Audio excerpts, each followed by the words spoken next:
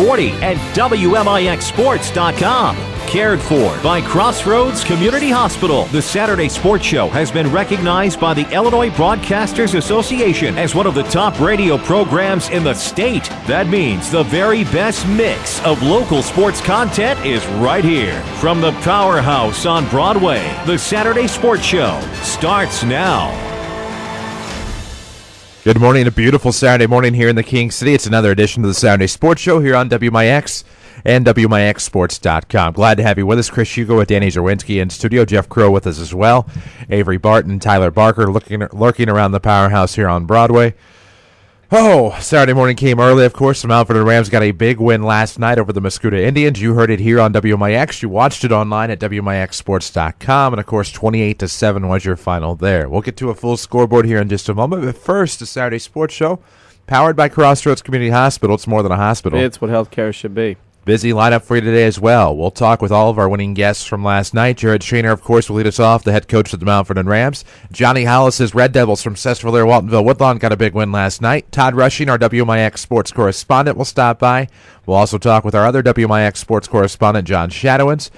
Brett Dietering, who's Anna Jonesboro Wildcats, got a win last night. We'll talk to him. Todd Thomas of the Pinckneyville Panthers. They got a big win over West Frankfort. And, of course, Kerry Martin of the Marion Wildcats. His team combined to score 100 with the Green Wave from Mattoon last night. All of those were come-from-behind victories, I believe, or comeback wins, or just wins of epic magnitude proportions amongst our head coaches coming on today as far as the 9 o'clock hour is concerned. We'll talk plenty of other sports as well. Here on the Saturday Sports today, we hope you'll stay with us until 10 o'clock. We hope that you'll give us a follow on the Twitterverse at WMIX Sports. We hope you'll also chime in with our WMIX Sports social media question of the week, which should be on the social media shortly. We hope you'll enjoy this week's question. I thought we had a lot of fun with last week's. Of course, that's still on our Facebook page as well, facebook.com/WMIX Sports. And when you just can't wait until Saturday morning, you can always find a scoreboard on Friday nights during the high school sports season at WMIXsports.com. Of course, that was up there a little late last night. Got back from Muscuda. Of course, after a big Rams win. We'll talk with Jared Shaner about that here in just a moment. But taking a look at last night's scoreboard, of course, once we get to that point, no real surprises, I don't think, in terms of last night's scoreboard, but we might as well go ahead and get to that. Well, sorry about that. Yeah, I know. I was trying to stall it out as long as I could, thinking. Well, I didn't know where you were going. That happens. Last night, Week 2 Ram opponents. We'll go through that first. Rochester beat SHG 38-33. Of course, Mount Vernon beat Muscuda last night 28-7. Next week's opponent, Triad, lost to Collinsville 24-14. In the last ever football game between Belleville West and Altoff, the Crusaders lost 53-20. Marion beat Mattoon 57-43. From behind win. Carbondale goes to 2-0, beating Heron on the road 36-15. Alton beat Cahokia 26-8. Centralia came from behind to beat Bethalto after trailing 17-6, 20-17. And Mount Carmel, Illinois beat Mount Vernon, Indiana 45-3. Games involving River to River. An opponent in Week 2 for Mount Vernon next year, Charleston, lost at home to Massac County 45-26. Benton beat Sparta 34-12. Pinckneyville comes from behind to beat West Frankfort 32-27. Harrisburg comes from behind to beat DuQuoin 14-7. AJ comes from behind to beat Murfreesboro 22-21. And Breeze Mater Dei had no trouble at all with Nashville, 41-8. El Dorado beat Carmi 18-0 in a big matchup of Black Diamond favorites to win the conference this year. Fairfield over Hamilton County, 58-20. SVWW beat Johnson City, 33-13 on the road. Chester beat Vienna Goreville, 47-19, and CZR beat Alvarado Trico, 49-6. In Ignite, that was either good offense or bad defense, because every team in the three conferences of the South 7, River to River, and Black Diamond averaged 27 points a game last night offensively. Wow. Mount Vernon Rams right at that average. Of course, they had 28 last night against Muscuda, and we'll talk with Jared Shaner about that here in just a moment on the Saturday Sports Show. But taking a look at the in-depth scoreboard, whether it be on WMIXsports.com or what you just heard here on AM 940, I don't – maybe the differential between the Red Devils and Johnson City last night might be my only surprise. Otherwise, El Dorado looking to be fairly good this year. We thought they might be a bubble team in terms of the playoffs or near the top of the Black Diamond. I think the only true surprise that I see would be, if you look at the Rams' opponents and go back to week 1, would be Rochester beating Sacred Heart 38-33. That's an interesting win. 50-50 pool was well over 1,200 last night at Rochester, we found out. I was surprised that Triad lost to Collinsville. I know Collinsville is trying to turn the corner a little bit, new facility, new turf. Marion and Mattoon have had a shootout before. That was a surprise. Heron going to 0-2 with a lot of heat and pressure on them right now, losing to Carbondale last night and, of course, Waterloo last week. Another shock that wasn't mentioned on our scoreboard is Alton Marquette getting drilled again last night. I mean, that's a surprise because usually their players are a lot better than everybody else. But, it's just a night where there's all this offense and all these stats and all these touchdowns, and I just go, you look at the averages of points and you say, was it really good offense? Was it not? Black Diamond last night, another week where the average margin of victory was 29 points. And again, I will give Carmi a pass. They've had a lot of things going on with those young people off the field this week. So with the tragedy that occurred in their town, so I give them a pass last night. I'm sure they were not in that football frame of mind and Carmine. Our thoughts go out to those involved and those people there today. I just think El Dorado beating Carmine 18-0. I would like to see that game happen with not all the circumstances going on, obviously, anytime. But I'm going to give them a pass. And I like you, the big game for me was the Red Devils of SVWW getting shelled at home last week by El Dorado, going on the road to Johnston City, which has always been a tough place to play, whether it's Ralph Davidson or the new improved Ralph Davidson. Just a tough place to play, and to go down there and beat Johnston City by 20, and Johnny Hollis is going to be a happy camper at 8:30 today. Yeah, curious to get some of his thoughts on that. I get Woodlawn's Ross Owens had a big game last night, of course, in that one of his part of the co-op, and so interesting to get his thoughts on that, of course, at the bottom of the 8 o'clock hour. Before we take a break, you mentioned Alton Marquette being kind of shocked that they got slammed, but somebody must have grinded their axe a little too sharply there at Alton Marquette. I mean, with the releasing Tim Nelson, sometime during the off season. Now he's at Dupo, and then you have kids transferring back to the public school where it's a little bit cheaper. It is what it is. I can't say that I'm surprised by their lack of success to start the season. It is what it is. I mean, it's cheaper, and a lot of people are doing that. I mean, you can't look at those things. You can't go, okay, hey, this is what's going on. I mean, when you look at that, Alton Marquette got beat 43-0 last week, got beat 41-7 this week, and between them and Effingham, we're running out of Friday night places to go watch playoff games because those have been a couple of places we've gone to in recent years. It's going to have to continue to hope in the upper classes that we see all Southwestern Conference matchups in the first round. O'Fallon, Belleville East help us out. There we go. Of course, we need to take a break on the Saturday Sports Show. When we come back, we will talk with Mountford and Rams head football coach Jared Shaner about the 28-7 win last night for the Mountford and Rams, their first win since Week 6 of the 2011 football season. Well-deserved for those kids on the field last night, and, of course, Jared Shaner and his coaching staff. We'll talk about that after the break here on the Saturday Sports Show, powered by Crossroads Community Hospital. It's more than a hospital. It's what healthcare should be. Back after these. The health of your kidneys has a big impact on your overall health, affecting everything from your blood pressure to your bones. And if you ever have a kidney problem, Dr. Kangura is here to help. Dr. Kangura trained at the Mayo Clinic and specializes in conditions ranging from kidney stones and uncontrolled high blood pressure to chronic kidney disease. Dr. Kangura sees patients at Crossroads Specialty Clinic. For an appointment, call 618-241-9071. America is a nation on wheels. Everyone has at least one automobile. We use them for shopping, work, everything we do. But they can be a threat. Some accidents can't be prevented. Your professional Pekin Insurance Agency, Page Insurance on Crown View in Mount Vernon, can help protect you from a large financial loss when an accident happens. Call Page Insurance today at 242-7000 about low-cost auto insurance from Pekin Insurance. Ask them about the many money-saving discounts that are available. Depend on your hometown professionals. Pekin Insurance. Here's Jeff Schmidt for Schmidt Chevrolet of Mount Vernon. We've got the all-new 2014 Chevy Silverado in, and it is a remarkable truck. We're very, very excited about it. A completely new truck with an option of a 6.5-foot bed on the crew cab, which is a feature that a lot of our customers really like. The ride and the handling of this truck is just second to none. It's the most fuel-efficient V8 on the market. Schmidt Chevrolet of Mount Vernon, 3423 Broadway in Mount Vernon.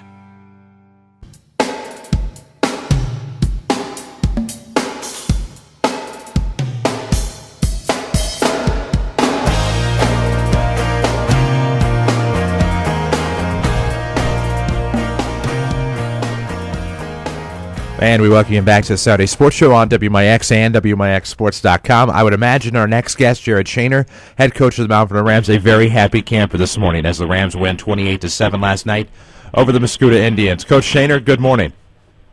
Good morning, guys. How are you? You know, what a great morning here in the King City. Big win last night for the Mount Vernon Rams. And, of course, going into last night's game, seeing how they fared against a Rochester team that's very good, let's make no mistake about it, beating Sacred Heart Griffin last night. But going into last night's action, knowing that a win would be a very, very, very distinct possibility, you have to feel pretty good knowing that your kids went out there on all levels of football last night, all sides of the ball, I should say, and performed like you need them to, and they come out with a big win. I mean, I can't imagine you'd be any happier.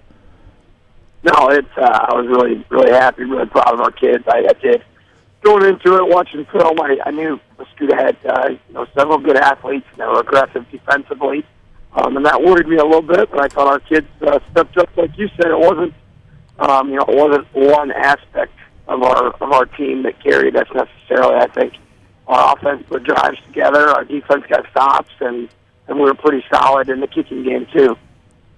A no-huddle offense to start the game last night. Onside kick, then when you got to football, you kind of forced the tempo on Mascoutah. Did you think that really caught them off guard to start the game last night? Well, I think so a little bit. We just kind of decided, we have not done that before.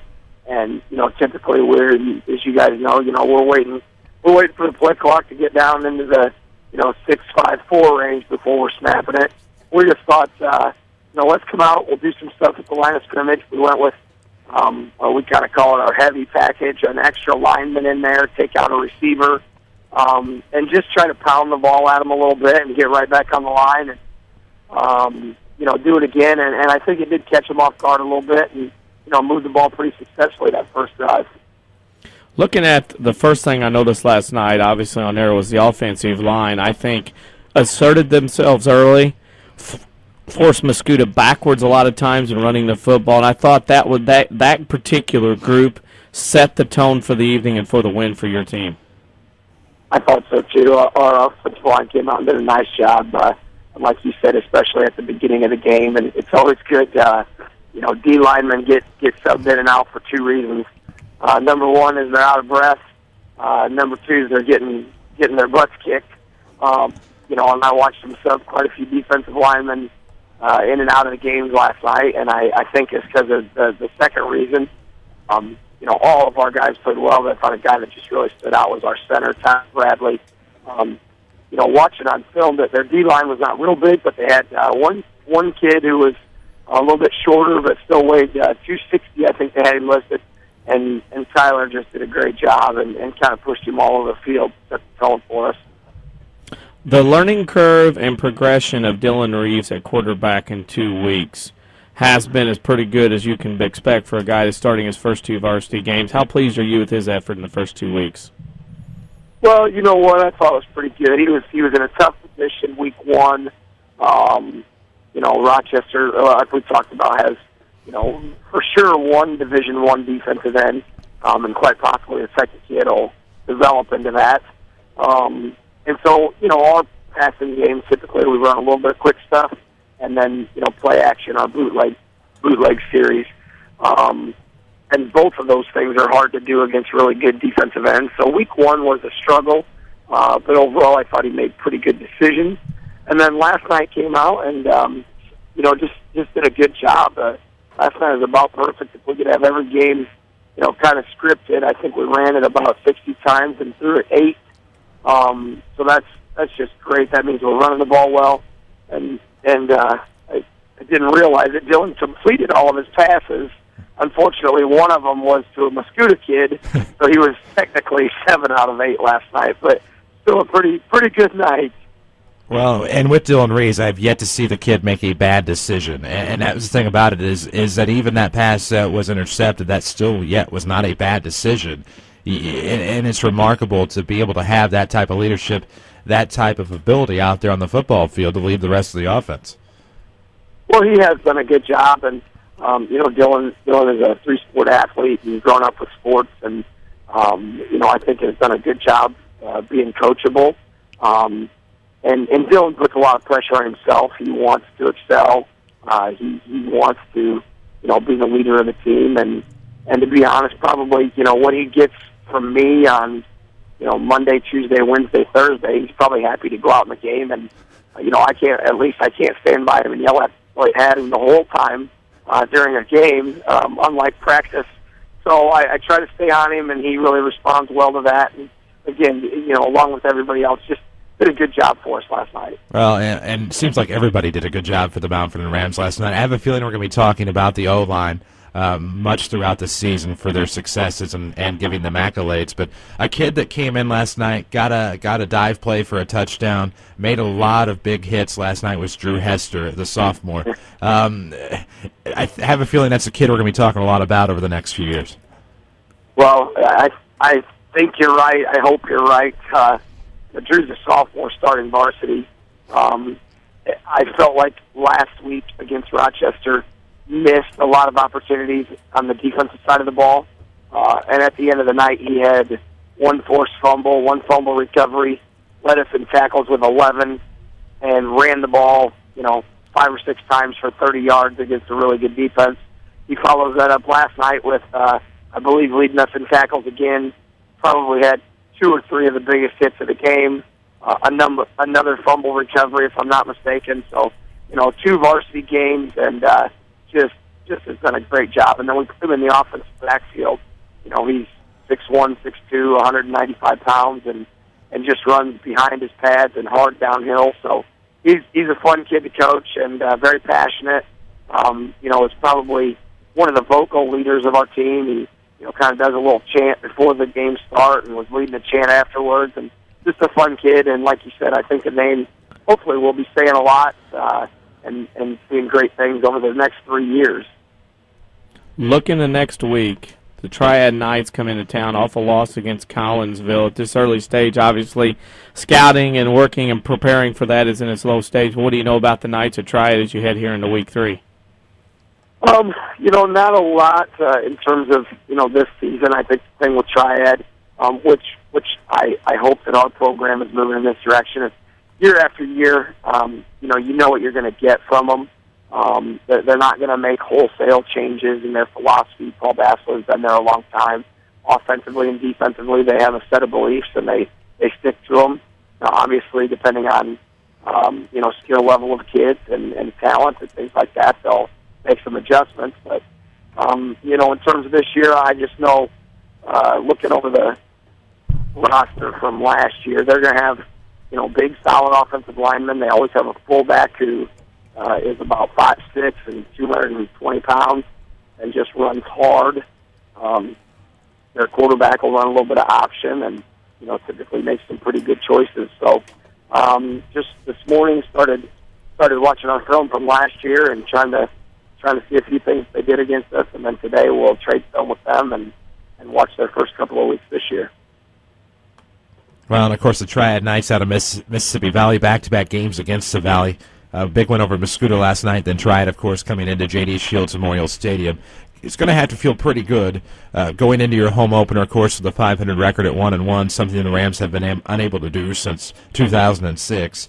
I think it's just one of those things that you have to feel pretty good coming off a win for your home opener. Well, I'd say it does. It beats the heck out of the alternative. I know that. So, yeah, I think, we were excited last night, and, this morning we'll come in and work a little bit and watch some film. And then, the thing about football is you can't dwell on it too long, or sports in general. You've got to get ready and prepare and move on. Otherwise, that feeling of elation and happiness and, just that unbelievable high you have after a victory, that can go south pretty quickly. So I think, again, we'll enjoy the fact that we got a win last night, but in about 2 hours from now, after we watch some film, that'll be over, and all focus and all efforts on Triad and making sure, a week from now we're talking on the phone and we're 2-1. Certainly that would be a nice prospect, but I have to ask this before we get to our social media question. Jared Shaner has trouble sleeping to begin with. Does he sleep better after a win, or is he even more jacked? It's really about the same, to be honest with you. I think I left school about 2:30, went to bed about 3:30, and got up at 5:45. I just can't sleep better. Again, loss, you're dwelling on things and ifs and buts, and then wins, you're going back over things and you're excited, and again, stayed out here and tried to get a little work done. So wins, losses, ties, and it doesn't seem to matter. It's all it's not a lot of sleep for me. But I'll take winning every week, that's for sure. Here's your question. Our social media question of the week is, what is your favorite thing to do after a high school football game? Well, asking a high school football coach that isn't a good idea. Our lives are a little different than everybody else's. I guess I'm going to give you two answers, if that's okay. Yeah. If I could choose, I would love to be able to, just go and hang out with family and friends. Maybe catch scores from other high school football games, have a little cookout, eat a little late night supper, things like that. Unfortunately, that's, again, for me, that's kind of fairy tale land. So, really it doesn't bother me. I enjoy what I do. So, being out here and to be honest, last night the rest of the coaches went home and the players go home, and I enjoy the downtime a little bit. Sit in front of the computer and maybe watch film a little bit and get it into our huddle program, and just to relax and try to unwind peacefully and a quiet off by myself is a pretty good feeling. A win is always a good feeling. Congratulations on the first win of the season against Mascouda, Coach Shaner. We'll talk to you next week, I'm sure, but we'll see you most importantly at home on Friday night. Thanks for having me, guys. I appreciate it. That's Jared Shaner, head coach of the Mountford and Rams. And the 1-1 Mountford and Rams, 28-7 was the win last night. We'll put our video archive up, of course, after the season. We'll put an audio archive up a little bit later on this morning so you can relive last night's Mountford and Rams football win over Mascouda. We'll have video highlights of it as well on WMIXsports.com a little bit later as well. But there you go. The Mountford and Rams are 1-1. Another team that's 1-1, the Sesterville, Waltonville, Woodlawn Red Devils, of course, a 33-13 win on the road at Johnston City last night. We'll talk with Johnny Hollis after the break. This is a Saturday Sports Show, and it's powered by Crossroads Community Hospital. It's more than a hospital. It's what healthcare should be. Back after these.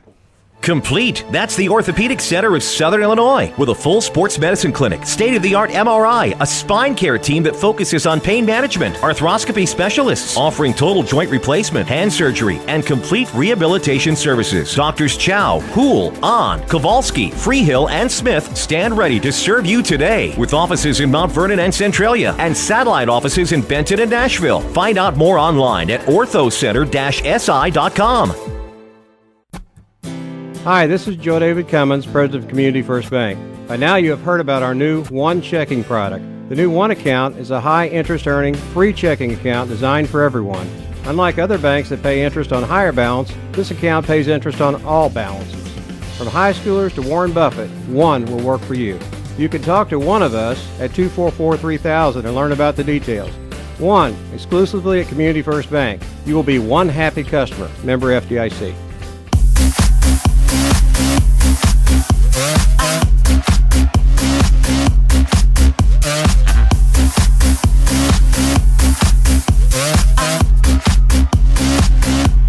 Welcome back to the Saturday Sports Show, brought to you by Crossroads Community Hospital. It's more than a hospital. It's what healthcare should be. Last night, another team that we cover week to week here on the Saturday Sports Show. The SVWW Red Devils won at Johnston City last night. Joining us now is the head coach of the Red Devils, Johnny Hollis. Coach, what a difference a week makes, isn't it? I'm sorry, I'm having a hard time hearing you. Coach, what a difference a week makes. How's that work for you from last week to this week? Oh, man. I'm smiling this morning. The kids had a great week of preparation, and we tried to stay as positive as we could, and it made a huge difference for us last night. Big positive last night. Your team, after losing to El Dorado last week, come out last night, jump out on top quickly, 13-6. It was tied at half, but then you shut out the Indians over the rest of the way. Had to be a pretty impressive performance by your defense in that second half. It was.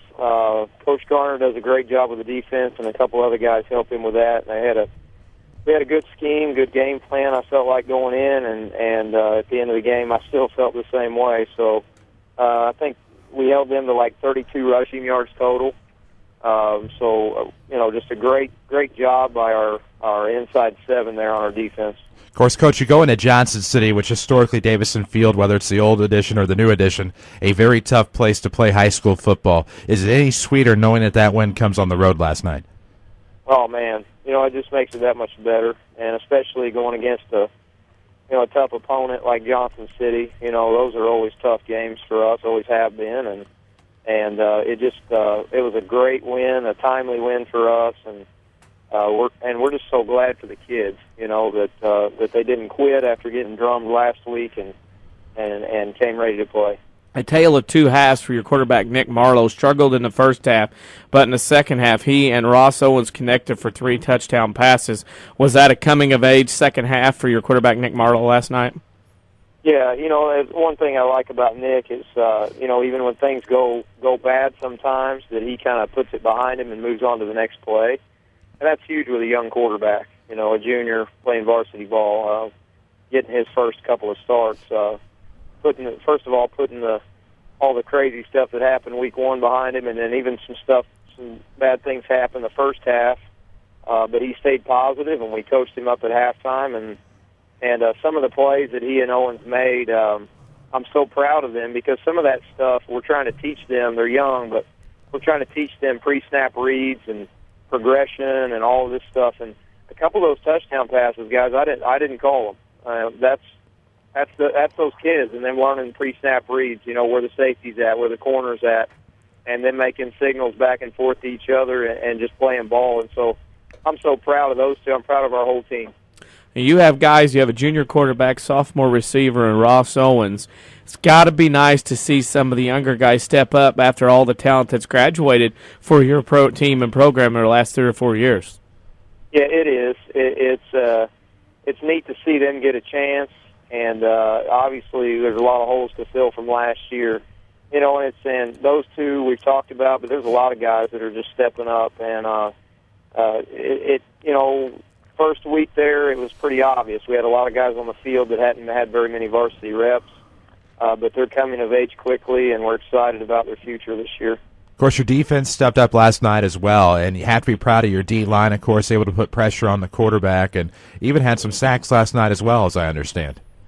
Yeah. I mean, like I said, again, I can't give my coaching staff enough credit. There was a great scheme up front with the plan we had, and we were able to put pressure on him. And Levi Tanner's a good ball player, and one of the best things about him is the thing that worried me the most was not necessarily him running the ball, but his ability to avoid pressure and continue the play. He's like a little Roethlisberger out there. He's extending the play all the time and avoiding. He just got a knack for that. And we tried to keep him and contain him as much as we could, and that was the difference in the game, I think.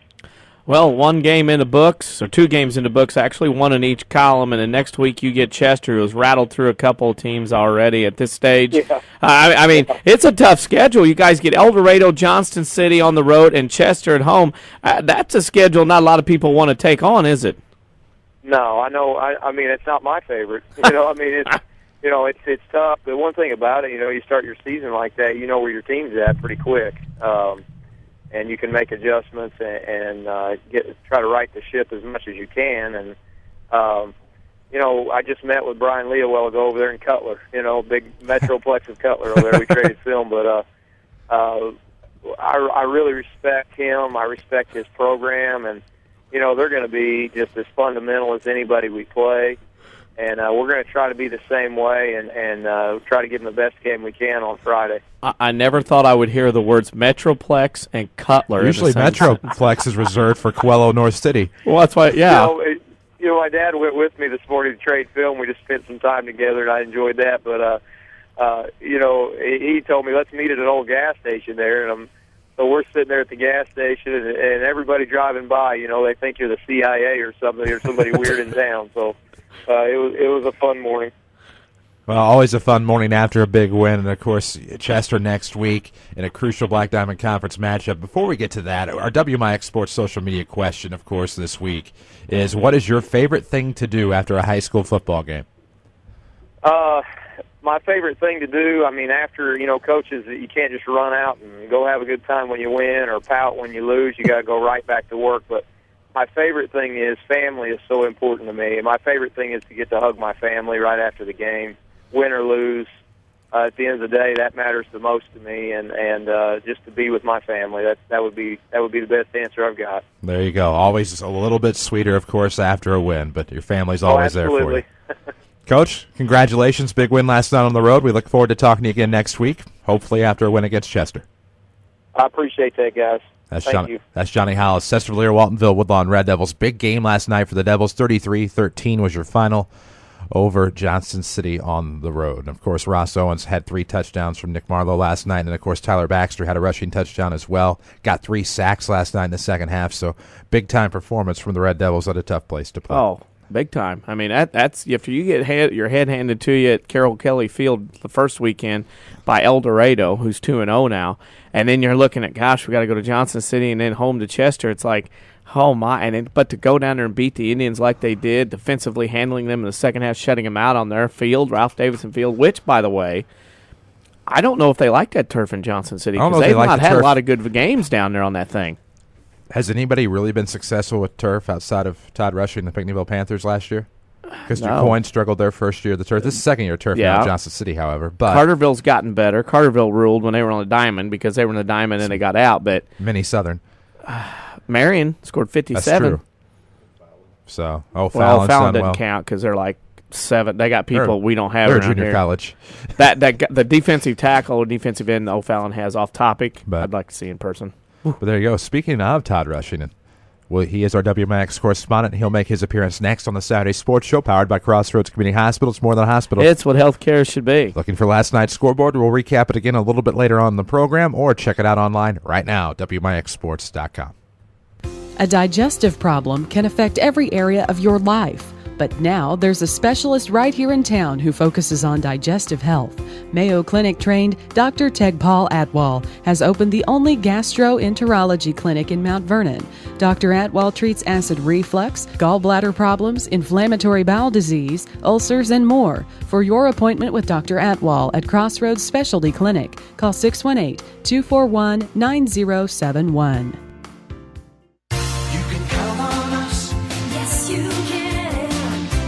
Luxury has been reinvented with the latest innovations from the 2013 Lincoln MKX and MKZ. The king of luxury crossovers is back at Ford Square in Mount Vernon with many innovations including heated and cooled front seats, panoramic vista roof, and available ambient lighting. You'll love everything the MKX has to offer. And don't forget the redesigned 2013 Lincoln MKZ. With elegant fluid lines, every surface is faceted with many dimensions of discovery. Inside you'll find genuine wood appliances with global open power windows and premium leather trimmed interior. For a very limited time, enjoy $4,000 in dealer discount plus 0% financing for up to 60 months on the MKX and MKZ. See their selection of Lincoln Luxury at Ford Square, 1501 Broadway in Mount Vernon, or online at fordsquare.com.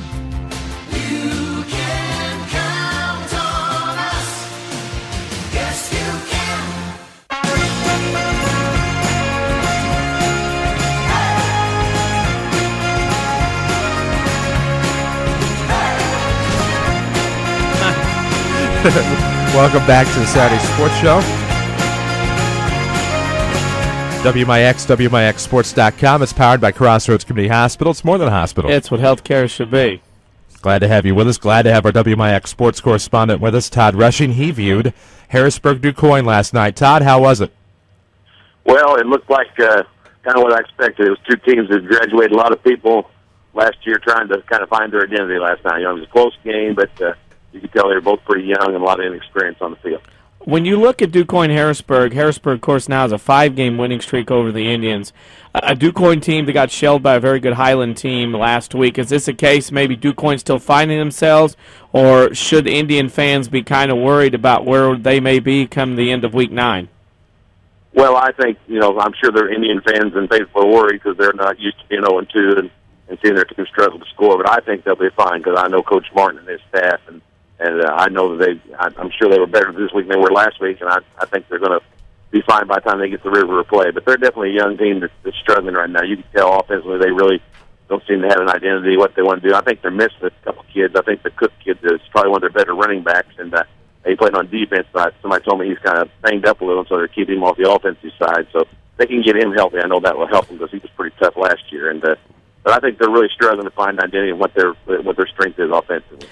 Second year in a row, DuQuoin started 0-2, and they have Heron next week to deal with in Week 3, and they are 0-2. Kind of interesting. One of those two teams will be 0-3 after 3 weeks and having to win 5 of their next 6. That's a tough deal for I don't care who you are in that kind of situation. Yeah, especially with their schedules. I mean, they're both playing in the River, and they're going to have some tough opponents ahead every week. So I've always said that for years. Even teams that struggle and weren't winning with tough opponents because the River is a very physical conference and competitive. But I've seen Heron first week against Murphy, and I've seen Heron in their scrimmage game. I'm sorry, and they kind of remind me a lot of each other. They're both play a lot of people that are new, and they're both kind of struggling to find their offensive identity. I know Heron has been playing a little better, defensively, but they got to find a way to score some points. Looks like. On the other side of the football last night, Harrisburg, a team that graduated, everybody knows the names from last year's crew, comes in, gets this nice win against DuQuoin. Then they got to play the offensive juggernaut that is the Marion Wildcats next week. Is this a Harrisburg team that maybe slowly finds their way through the Ohio division? Because they would be an underdog next week against Marion. Yeah, I think they can. They're pretty solid defensively. I don't. It's really hard to tell. I didn't get them against much pass. DuQuoin didn't throw the ball much, so not sure how they'll defend the pass that well. But against the run, Heron looked pretty strong. I don't know what Marion's strengths are. I haven't seen it. I know they've been scoring a lot of points, so that should match up strength. And I know Marion's gave up a few points too. But Harrisburg, very similar to DuQuoin, they're struggling a little bit offensively, trying to find an identity. I didn't score much weight, but their defense is pretty strong last night, and I think that that's where you start with any team. If you've got a good, solid defense, you can always build on that. You can search and find ways that allows you to control the ball. If you can't score a lot of points, at least maybe control it and keep the other team off the field. But I think both situations are both strong programs. DuQuoin and Harrisburg, with a lot of tradition, and the kids are going to believe that they can get better. And I think you'll see teams improve each week. Speaking of teams improve, 27 teams last night played for the 3 conferences. Only 3 teams scored in single digits, and of those 27 teams, they averaged 27 points a game. Is it a case of great offense or bad defense so far after 2 weeks in high school football? Well, I tend to see it filtering down to all levels. I watched it, and I think tackling has kind of lost its importance maybe somewhat in football. I don't think the tackling is as good as it used to be. I think it's that, and I also think that the offenses have changed. Some of the college offenses are more spread out, high-powered offenses have filtered their way down, and they naturally produce more points because it speeds the game up and gives more possessions. But I think also teams have to learn how to defend that. And some teams are seeing that for the first time in leagues. I mean, you never thought you saw that in the River or the Black Diamond a few years ago, and now I think it's very prominent in those leagues, and people have to learn how to adjust to it. Next week, Week 3, and this was a topic you and I discussed on the golf course a few times this week, but since you go first and Coach Shadowins goes next, have you guys talked about who gets to pick, or are you guys still negotiating that through a union and contractual obligations? I was going to call him. I haven't got a chance to get a hold of him. I was going to let him pick first this week. I really don't know where I want to go next week. There's several games I'd like to see. One game I'm really wanting to see. It really doesn't have that much effect on our area. I'd really like to see the Edwardsville East St. Louis game, and I think that may be where I end up in the metro area. Probably persuade a better half to go there. A lot of good restaurants up there. She was my sidekick last night, was my assistant scout for me. So I think that's maybe where I'm looking at. I'm out there. I'd let him pick first since I got to pick first last week. But that seems like a very intriguing game to me, the Edwardsville East St. Louis game. We will always welcome Southwestern Conference talk here on the Saturday Sports Show. Yes. That's a good choice. But I think that's two pretty good football teams, and they're both playing very good there. You can make quite a trip to the St. Louis area today. You can go up and see 3 games up there today. I think East St. Louis plays Montini. Yeah, they play Montana. East St. Louis, O'Fallon, and Edwardsville are all playing this afternoon. So, and they're spaced out where a guy can catch all three if he was a real glutton for punishment. Well, the glutton for punishment's only doing one game tonight on TV in an undisclosed location. So that's why I'm not going to be going to East St. Louis, because Michigan plays that other school that's independent in college. I would never guess which one that was. I would never guess which game you were going to watch. Yeah, I'll be at an undisclosed location off in a bunker watching that one. But our social media question of the week, and you're familiar with this, is what is your favorite thing to do after a high school football game? My favorite thing to do after a high school football game? Well, the past several years has been to sit and rehash the game and just rehash it. But this year it's been to stop and get something to eat somewhere. So, I feel like even if I was watching that game and it wasn't my game where I was coaching, I still sat down and thought about it and kind of went through it in my head and things that could have been different. And that's always been what I do after football games, is kind of go over. My wife always told me I need to relax and learn how to go to sleep, but I don't do that very well after a high school football game. Well, relax and hold them off till I get there this morning for our official tea time, okay? Well, I'll try. I may not be able to make it. I've got something coming up. I may not be able to play this morning. So you maybe have to get up there and catch them on your own, because it doesn't look like I'm going to be able to make it. Coach, we always appreciate it. Glad to have you aboard as a WMIX sports correspondent. Looking forward, if that's where you go, to talking about a possibility of a Southwestern Conference result next week. I always enjoy talking to you guys. It's a lot of fun.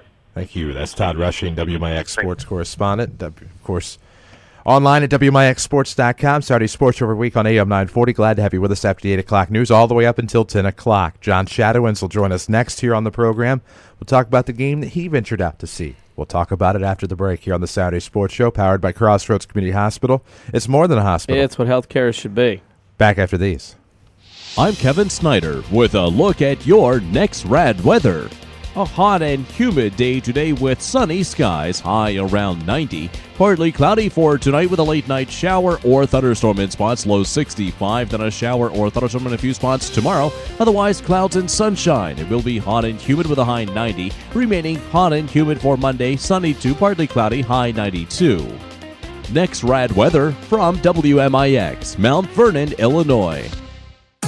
Rinley College Marketplace in Mount Vernon celebrates 12 years on the 12th of September with an open house from 4 to 7 p.m. Register to win a new Kindle Fire HD, free haircuts from Studio RLC, and much more. College staff will be on hand to answer questions about education and training programs available at the Marketplace. And look for specials at stores like RLC Golf Outlet, Shoe Stop, and Studio RLC. Join us from 4 to 7 p.m. Tuesday, September 12th at the Rinley College Marketplace on Potomac Boulevard in Mount Vernon.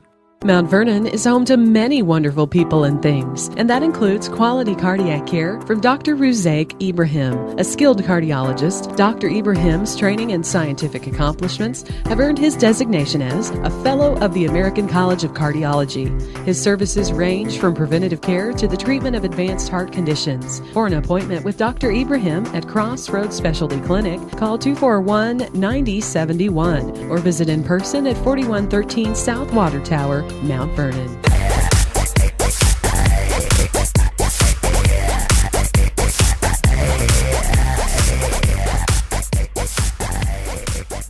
And we welcome you back to the Saturday Sports Show, WMIX, WMIXsports.com. Glad to have you with us. Chris Hugo with Danny Zerwinski in studio. Jeff Crow with us as well.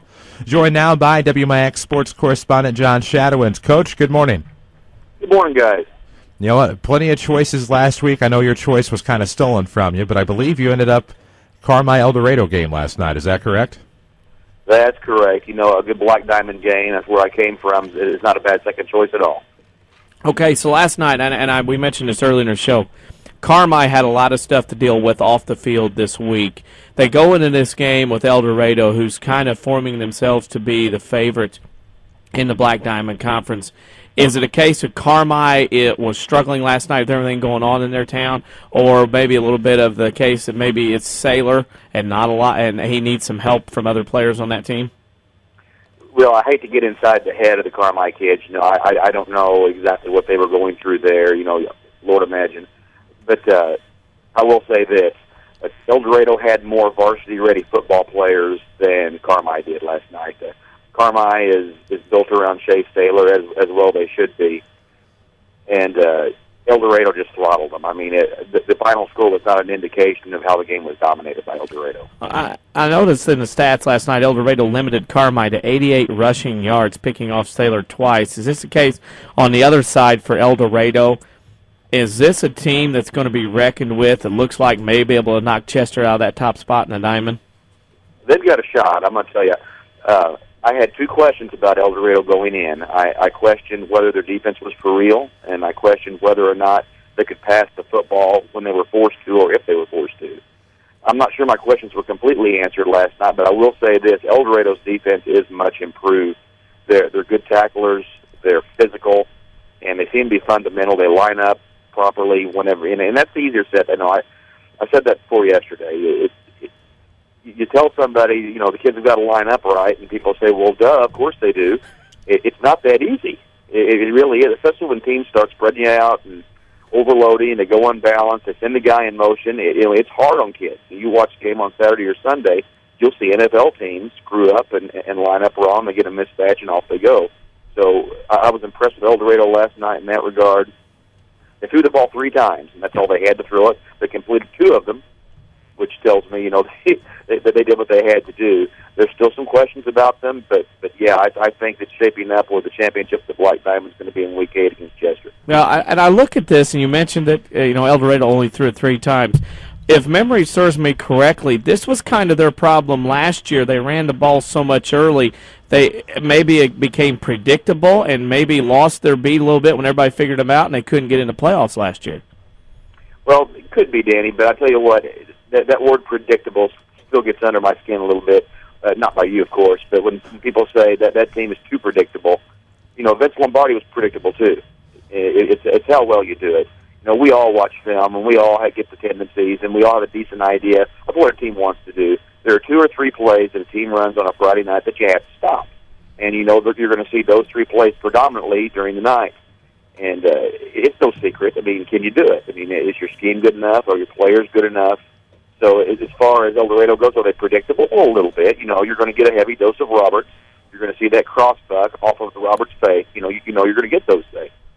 So it's how well you execute, I think, in a lot of cases. And El Dorado executes extremely well. Well, you and I, way back when, always heard from someone you and I know that, everybody, teams in football ought to be able to get a first down every play because it's so easy offensively. Do you remember that one? We used to have that discussion. Oh, yeah. Number 22, I think, is the culprit there, isn't he? Yeah, he's the culprit there. Looking at the Diamond in general, 2 weeks of football, 10 games, blowouts galore. I mean, your average margin of victory last night was 29 points. I mean, basically, are we going to see things like this through the year? I know I probably talked about this last week. Or, we're going to have the occasional El Dorado-Chester game, but are we going to kind of see scores like this out of the Diamond all year? Well, it seems like it. I think when the middle-tier teams start banging heads, you're going to see some closer games, of course. But you had 2 last night in Cesar-Valere and Johnson City, and I still believe Maroon, and I sure am proud of those kids from Cesar-Valere and what they were able to accomplish last night because that was a swing game. I mean, that game going into it, you think can go either way. Johnson City's a little bit down, and compared to last year's, of course, and Cesar-Valere just throttles them, by 20 points. Outstanding, and that middle tier there, and who shakes. I think you have to consider Carmi a middle tier team now. I mean, Sailor doesn't have enough help. They're decent up front, but there's not a whole lot of weapons there.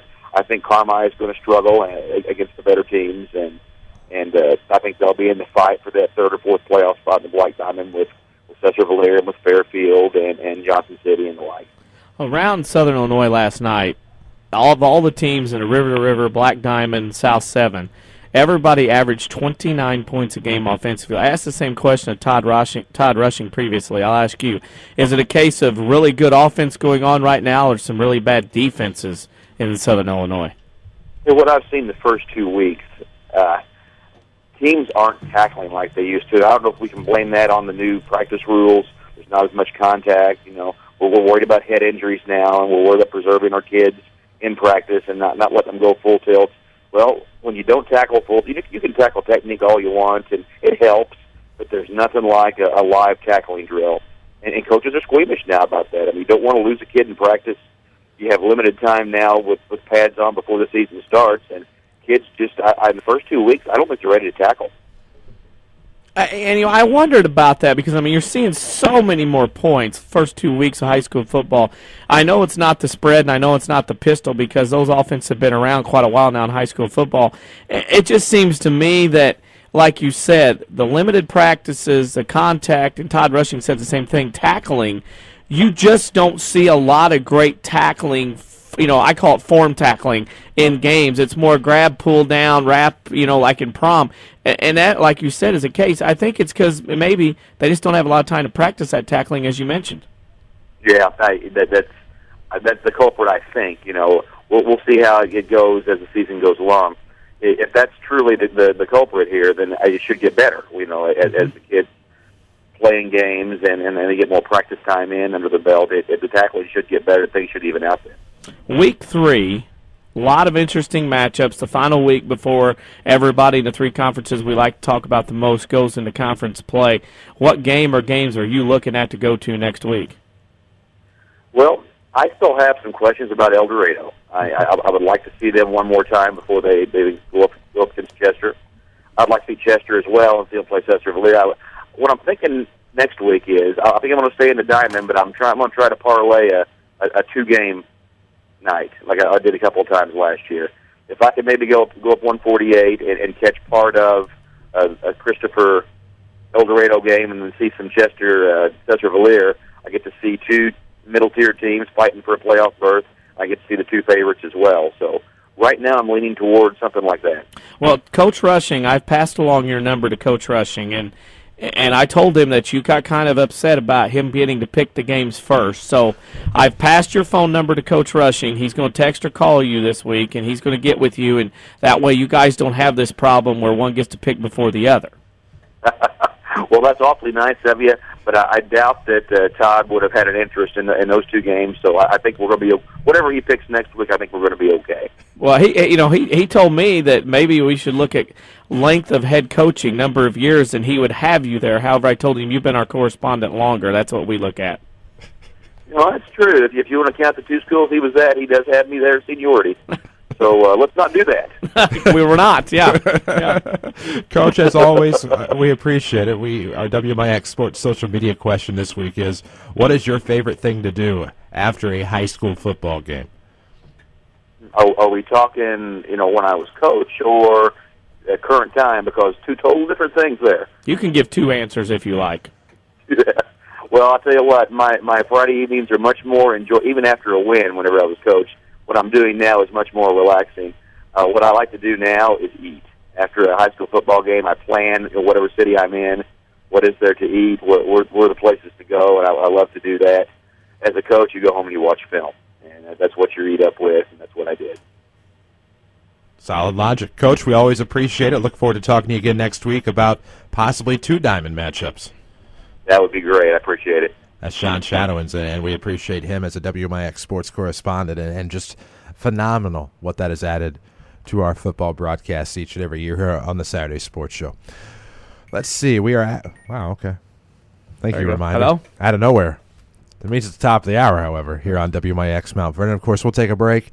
When we come back, we'll talk with Brett Dietering. Of course, Anna Jonesboro got a big win last night, the AJ Wildcats, and...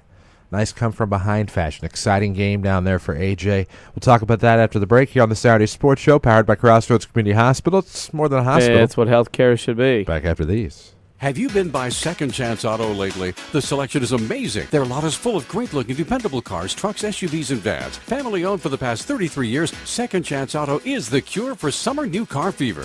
No one has a better selection of nice vehicles priced under $10,000. Almost all their vehicles come with a generous 3-month, 3,000-mile warranty. There are no dock fees, no shipping fees, no processing fees, and absolutely no gimmicks. Just honest deals at low prices. Second Chance Auto, Route 142 East in Mount Vernon. Call 244-4582. Second Chance Auto. Protect yourself and the ones you love by getting a flu shot at the Medicine Shop Pharmacy. It's the smart and healthy thing to do. Just walk right in. No appointment is necessary, and no prescription from your doctor is required. The shot is no cost to Medicare primary beneficiaries with Part B. Here's pharmacist and pharmacy owner Eric Black. We have a seasonal flu shot event, which is not just one day, but usually 4 or 5 days. that we schedule nurses to come in and give shots. I can also give shots to anybody who can't make those specific days, for example. The Medicine Shop is also offering flu shot clinics. Here are the dates. Get your flu vaccine between 9 a.m. and 6 p.m. on Tuesday, September 24th, and Thursday, October 3rd, Monday, October 7th, and Tuesday, October 8th. If you're homebound, every effort will be made to schedule a home visit. Call us if you require this service. The Medicine Shop Pharmacy, 2339 Broadway in Mount Vernon, or call 618-242-8776. Jim.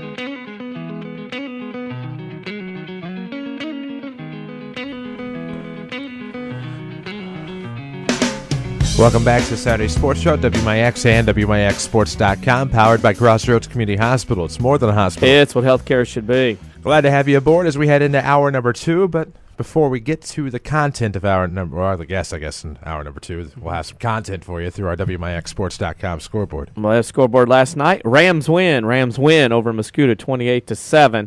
Rochester beat SHG 38-33. Triad lost to Collinsville 24-14. Althoff lost to West 53-20. Marion beat Mattoon. I think they're done scoring now, 57-43.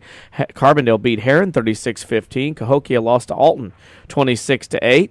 Bethalto lost to Centralia 20-17, and Mount Carmel, Illinois beat Mount Carmel, Indiana 45-3. Those are the Mount Vernon opponents, weeks 1 through 9. If you want more scores, go to WMIXSports.com to get those scores in our scoreboard section. There you go. Let's look at your scores from last night. From one of those mornings. Didn't get a lot of sleep last night.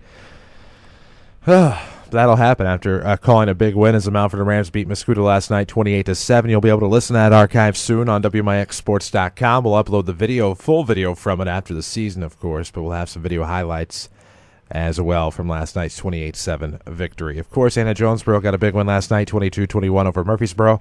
We'll talk about that with head coach Brett Dietering, the Nashville native, after the break here on the Saturday Sports Show, powered by Crossroads Community Hospital. More than a hospital. It's what healthcare should be. Back after these.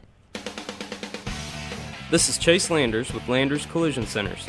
It's been said that in order to grow, you have to change. Very rarely anymore do insurance companies ask the phrase to go out and get 3 estimates.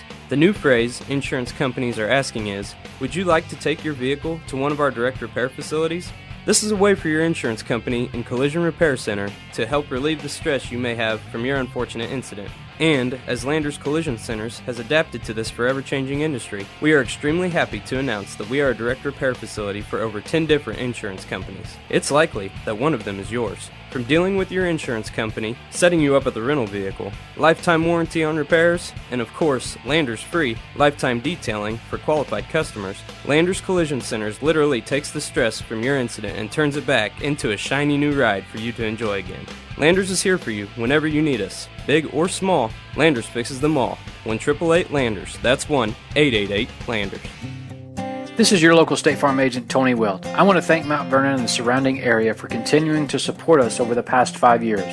If you have never sat down with someone to go over your insurance program, let me invite you into our office. Let us show you what working with the industry leader, represented by a local agent, can do for you. I'm located just off 42nd Street.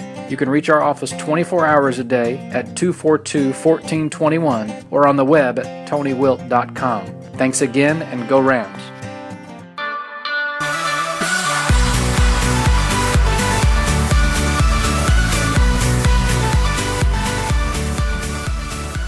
Welcome back to the Saturday Sports Show here on WMIX, WMIXSports.com. Glad to have you with us. Hour number 2, of course, talking high school football. We welcome to the program now head coach of the Anna Jonesboro Wildcats, Brett Dietering. His team is 2-0. Coach, good morning.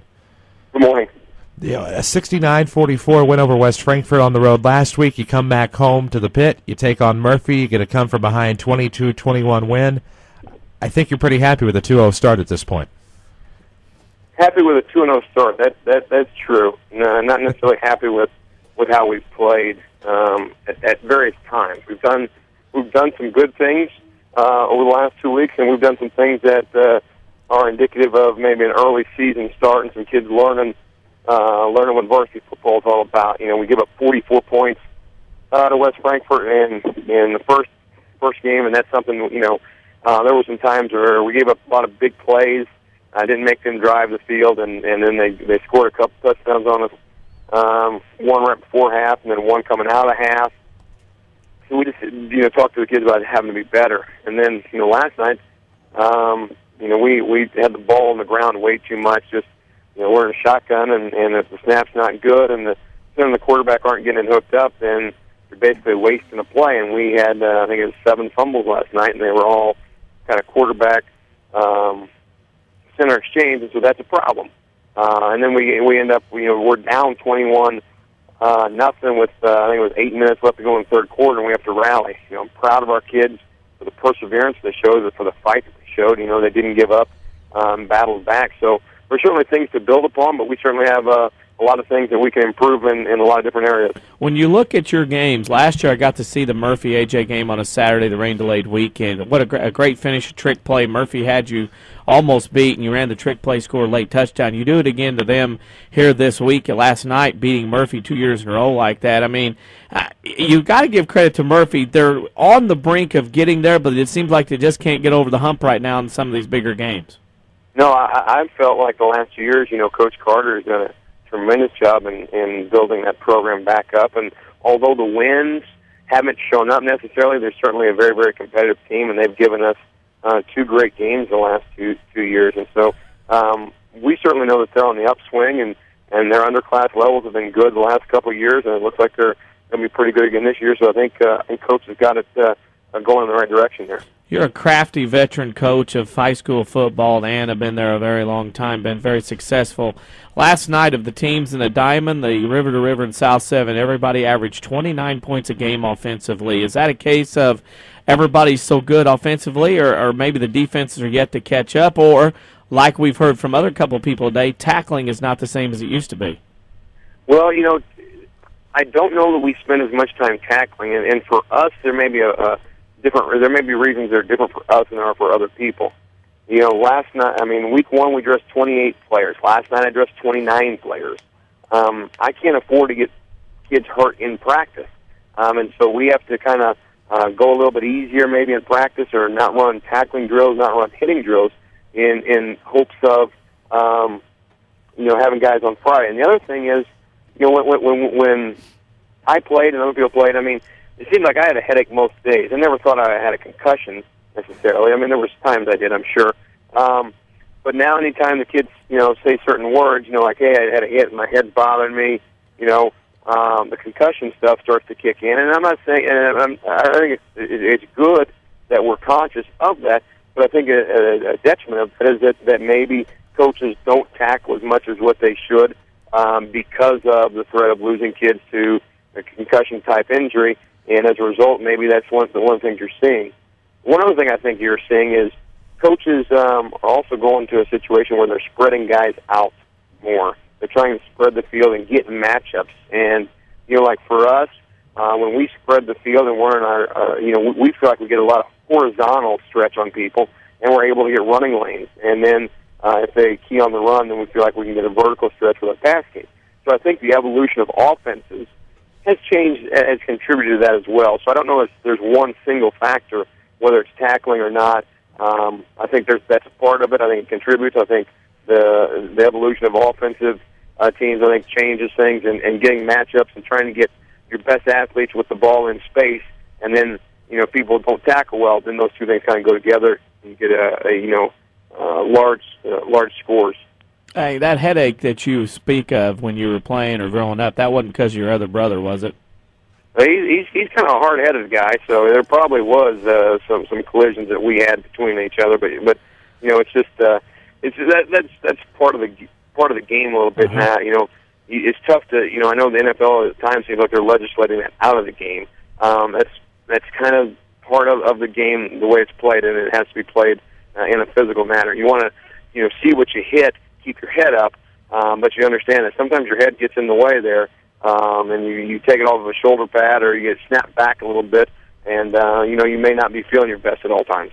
Next week, you host Massac County in a home game at the Pit, and you have what they call a whiteout game going on. Talk about what's going to go on next week at your home game versus the Patriots. Well, we're going to, you were used to wearing, like last night, we wore blue on blue, but we'll wear our white road uniforms because we're having a whiteout for MDA game, and we've been selling T-shirts. I think we've got like 480 T-shirts sold, and I got corporate sponsorship on the back to do that. And then we're going to have a silent auction and reception afterwards. But you know, we ended up having a chance to go volunteer at the Muscular Dystrophy Summer Camp.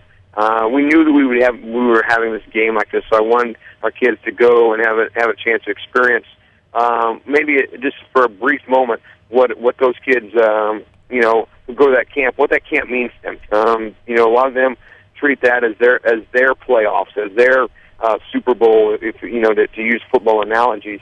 That's something they look forward to, and then, you know, for them to have an opportunity to go and feel, you know, the camp was set up for them, and so there's no limitations, because if there's a pool, then they're swimming because they can get them in the pools, and they don't feel out of place maybe like they might otherwise in high school. And so when we had a chance to go volunteer, it made something tangible for our kids to latch on to be able to say, hey, we're going to set a goal to try and raise $5,000 so we can send 6 kids to camp. It costs about $800 to send a kid to camp. Now the families aren't responsible for any of that. It's just money that's raised through the NBA organization, and we'd set that as to kind of as something we could you know, work towards. And our community has just been fantastic with their support for the corporate sponsorship on the back of the T-shirts, buying of T-shirts, the gift certificates, and you know, gift cards we've got available for the local businesses and churches and school organizations that are donating baskets, and just it's been very humbling, and I've just been overwhelmed at the support that we've gotten for this. And you know, we'd set that goal at 5,000, and you know, I don't often say these things, but I know publicly we will raise more than $10,000 for the Muscular Dystrophy Association. You know, my son suffers from it, and so we know what the toll it has on the families, and some things that they can do as far as medical equipment, and I feel fortunate. I've been blessed to have a good job and to be able to provide for my son and his needs. But there's probably a lot of kids out there who may not be in that situation, and medical bills pile up, and if we can make these contributions to that organization, we feel like that's something that we can do. That's a very good idea, and we hope everybody from both Massac County and Anna Jonesboro come to that game Friday night and raise some money for that good cause. Before we let you go, Coach, I know you're busy getting ready for the next week's game. We want to ask you our sports social media question of the week, and this week's question is, what is your favorite thing to do after a high school football game?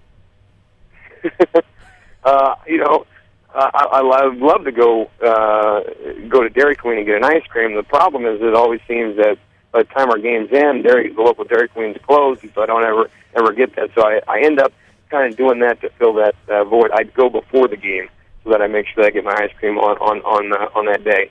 But other than that, it's probably sit down and have a Diet Dr. Pepper, which is my drink of choice, and I probably drink about a gallon of it a day, and way too much. But that's what I like to do. So at Dairy Queen, what do you get? Oh, you got to get the Blizzard. Which one? Well, you know, I can go back and forth, but typically it's an Oreo Blizzard. In the summertime, sometimes I like to make it a little bit more tropical and go with the banana cream pie. But, you know, typically the Oreo is normally my standby. Nice. I'm a big Oreo Blizzard guy, so you just became my favorite. Coach Dietering, congrats on 2-0. Look forward to talking to you again throughout the season here on the Sports Show. All right, thanks, guys. That's Brett Dietering, Anna Jonesboro. Probably just freaked him out over the Oreo Blizzard, but that's okay. It's the things I'll do over the Oreo Blizzard. Be that as it may, of course, just very eloquent. I love talking with Brett Dietering of Anna Jonesboro, of course. Always a pleasure to talk to his twin brother up in Salem as well. Just a phenomenal group of twin brothers. Let's see. Todd Thomas of Pinckneyville still to come here on the Saturday Sports Show. So will Kerry Martin of Marion, looking at the guest list. Should be some phenomenal high school football talk to wrap up the program. Then we'll get into maybe some other sports and talk about our upcoming broadcasts here on WMIX Sports. So we'll take that break, presented by Crossroads Community Hospital. It's more than a hospital. Yeah, it's what healthcare should be. Back after these. I'm Kevin Snyder with a look at your next rad weather. A hot and humid day today with sunny skies, high around 90. Partly cloudy for tonight with a late night shower or thunderstorm in spots, low 65. Then a shower or thunderstorm in a few spots tomorrow. Otherwise, clouds and sunshine. It will be hot and humid with a high 90. Remaining hot and humid for Monday, sunny to partly cloudy, high 92. Next rad weather from WMIX, Mount Vernon, Illinois. This is Chase Landers with Landers Collision Centers. It's been said that in order to grow, you have to change. Very rarely anymore do insurance companies ask the phrase to go out and get 3 estimates. The new phrase insurance companies are asking is, would you like to take your vehicle to one of our direct repair facilities? This is a way for your insurance company and collision repair center to help relieve the stress you may have from your unfortunate incident. And, as Landers Collision Centers has adapted to this forever-changing industry, we are extremely happy to announce that we are a direct repair facility for over 10 different insurance companies. It's likely that one of them is yours. From dealing with your insurance company, setting you up with a rental vehicle, lifetime warranty on repairs, and of course, Landers free lifetime detailing for qualified customers, Landers Collision Centers literally takes the stress from your incident and turns it back into a shiny new ride for you to enjoy again. Landers is here for you whenever you need us. Big or small, Landers fixes them all. 1-888-LANDERS. That's 1-888-LANDERS. The health of your kidneys has a big impact on your overall health, affecting everything from your blood pressure to your bones. And if you ever have a kidney problem, Dr. Kangura is here to help. Dr. Kangura trained at the Mayo Clinic and specializes in conditions ranging from kidney stones and uncontrolled high blood pressure to chronic kidney disease. Dr. Kangura sees patients at Crossroads Specialty Clinic. For an appointment, call 618-241-9071.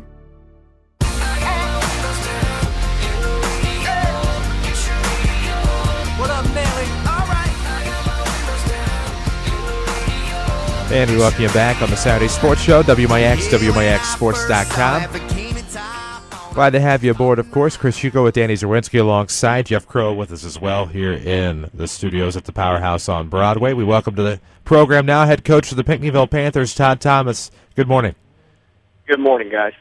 Coach, you get a first win last night as a head coach at Pinckneyville High School. Congratulations on that. How did that feel, getting that come from behind victory for you, your staff, and your team last night?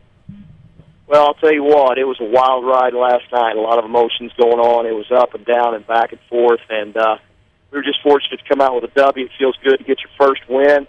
Be honest with you, it's really mixed emotions, though. Coach Beery, West Favourites coach, he's trying to get their program going.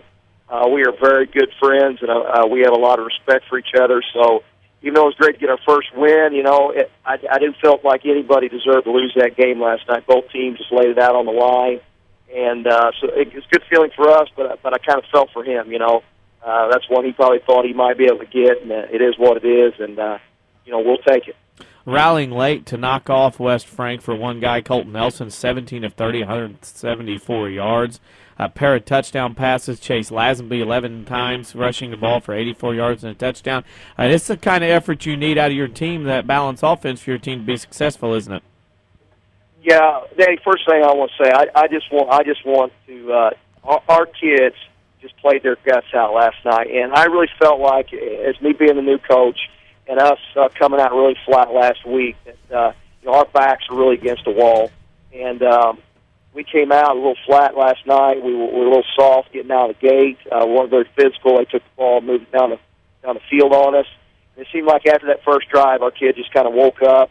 And we just played our guts out after that. So I just got to praise our kids.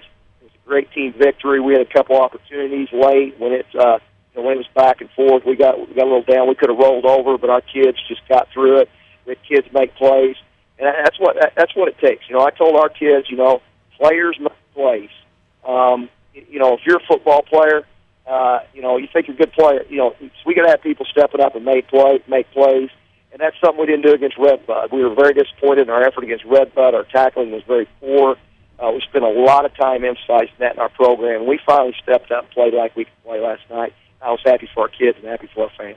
You mentioned Redbud. I wanted to ask that. After that loss last week, that was a tough loss, obviously. With the staff, with the kids this week, how much pumping up that you and maybe your coaches have to do to get your kids back on the ball and believe, hey, you know what, we can do this. We can go to Frankfurt and take care of business. Well, we didn't do anything special. We talked about the mindset that we need to be in over the weekend as we were preparing film and doing different things. And, we talked about how our kids react to different situations. And we really didn't know. So we kind of, we were kind of testing the waters this week. We came out and we just emphasized that, we have got to do the things we work on. Again, we spent a ton of time working on tackling. That was probably the poorest tackling effort we'd had since I've been here at Pinckneyville. But here's another thing. Our kids, I'll just be up front. I think not only as a staff and as our kids, we were really overlooking Redbud. We'd beaten them really bad at the lower levels last couple of years. And after we watched the Soap game, I knew we might have some issues because they were physical and they played extremely hard. And I'm not trying to take anything away from them or their team, but we did not play. We were not physical. We were not aggressive. We didn't make very much effort. And we turned that around last night, and it's high school football, and that's what it takes. I'm just happy for our kids. Man, high school football it is. You've been around this all a long time. And looking at the offensive prowess, your team scores 32 last night. Frankfort knocks up 27. You mentioned tackling and whatnot. Is it a case with all these teams scoring all these points, just some great offense right now around Southern Illinois, or is the defense trying to catch up with the tackling, with the practice rules, trying to catch up to the offense after 2 weeks? Well, the game has changed tremendously.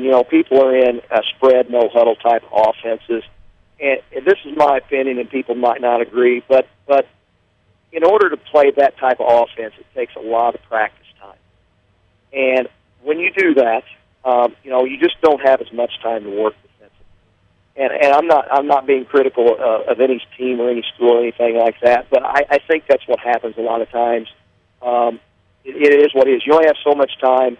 High school practice to get done once you get done. If you're doing a lot of intricate things on offense, a lot of times defensively you just don't have time to get to what you need to get to. I can't speak for any particular team or their defense, but I know if that's the case with us, we've got a little too much offense in right now, and I need to scale it back, so we can really get focused in on what we need to do to execute and at the same time prepare defense. Speaking of that focus and execution, that'll happen next week when you travel to Benton, back to Franklin County against the Rangers at this early stage. What do you know about Benton so far after 2 weeks? Well, I got to commend Coach Claude and their staff. They've got that thing rolling. They play with a lot of energy, a lot of intensity. When you go there to play, it's a very good atmosphere. So they've got it rolling. Their kids are believing in what they're doing. It's been 5 or 6 years in that system for them. And Tony Franklin, they know what they're doing. They play at a fast pace, and their kids believe. So when you go over there, you better be ready to go because defensively they're all over the place and they're bringing people and. They play with a lot of energy. So I think our kids are looking forward to it, though. Our senior group was very successful coming up, through the lower levels, and I think they're ready to get back on track. And the win last night gives us a little confidence. Hey, one last question. You know what it is. Once you'll join us more and more, you'll know. We'll ask you our social media question of the week, and we're asking kind of everybody, a fan, a coach, whatever, is what is your favorite thing to do after a high school football game? After last night, it was just to relax and rest. I mean, it was exhausting. Favorite thing to do after a high school football game probably to sit around a fire and talk with your staff and your coaches and your family. Nice. Very nice. Coach, thanks for joining us. Congratulations on getting that first win as a head coach, and good luck next week as you take on the Benton Rangers. Thanks, guys. Appreciate your time. Thank you. That's Todd Thomas, the head coach of the Pinckneyville Panthers. They get a win last night on the road at West Frankfort, 32-27. Though the record now is 1-1. They'll take on the 1-1 Benton Rangers next Friday night at Tabor Field. And that game and that series has been instantly close in many games over the last 5 to 10 years. We need to take a break. When we come back, we hope that Marion has stopped scoring. They racked up 57 points last night, at least last night. We don't hope they stop scoring. But joining us next after the break is Kerry Martin, the head coach of the Marion Wildcats football team. You're listening to the Saturday Sports Show on WMIX. Here's Jeff Schmidt for Schmidt Chevrolet of Mount Vernon. We've got the all-new 2014 Chevy Silverado in. The new 5.3 generates 355 horsepower with 23 miles per gallon highway for the best fuel efficiency of any V8 pickup. It is a beautiful truck. We've got some LTZs in with the chrome wheels, chrome door handles, and it's really the best looking truck on the market right now. Schmidt Chevrolet of Mount Vernon, 3423 Broadway in Mount Vernon. If you can't pick us up where you live, move. This is WMIX, Mount Vernon, Marion, another Withers Broadcasting Station.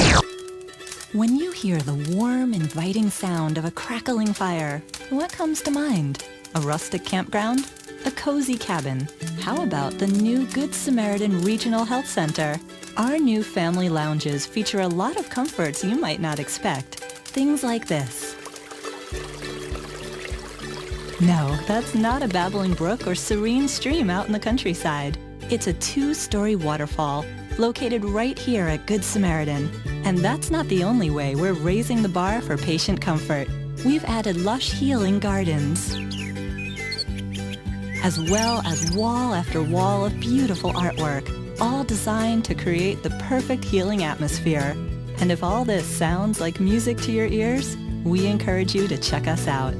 Chances are, we're not too far from where you are right now. The new Good Samaritan Regional Health Center. Raising a hospital, raising the bar. High school sports are back, and your source for scores is WMIXsports.com. Also, find archived local sports broadcasts, video highlights, national sports headlines, and more right at your fingertips. Listen and watch live WMIX sports broadcasts from your desktop or any mobile device. Need a score? Want to see a sick dunk? Miss a game? Didn't get up in time for the Saturday sports show? That's right, it's all at WMIXsports.com. Another free service from Winners Broadcasting, WMIXsports.com.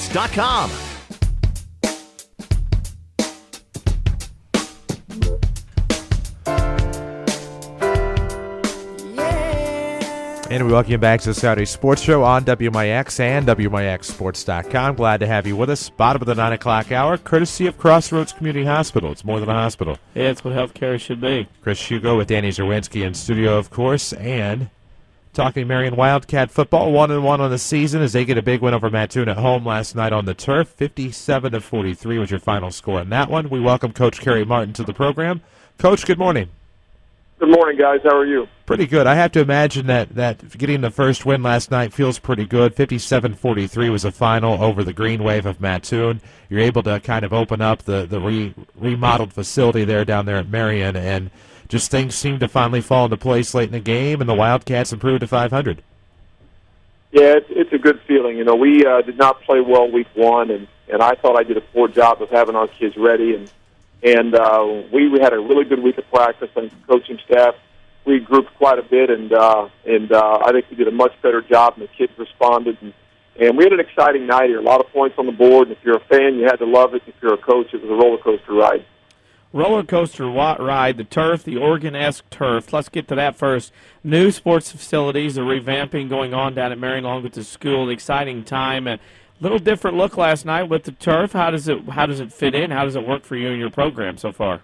I mean, it's really an upgrade. I mean, we always had such great maintenance people here who took care of our field, but for some reason the grass didn't always respond to the care they gave it. I don't know if it was bad soil or what. We really struggled at times. Even, it just struggled. And this new turf is maybe the best playing surface I've ever been on.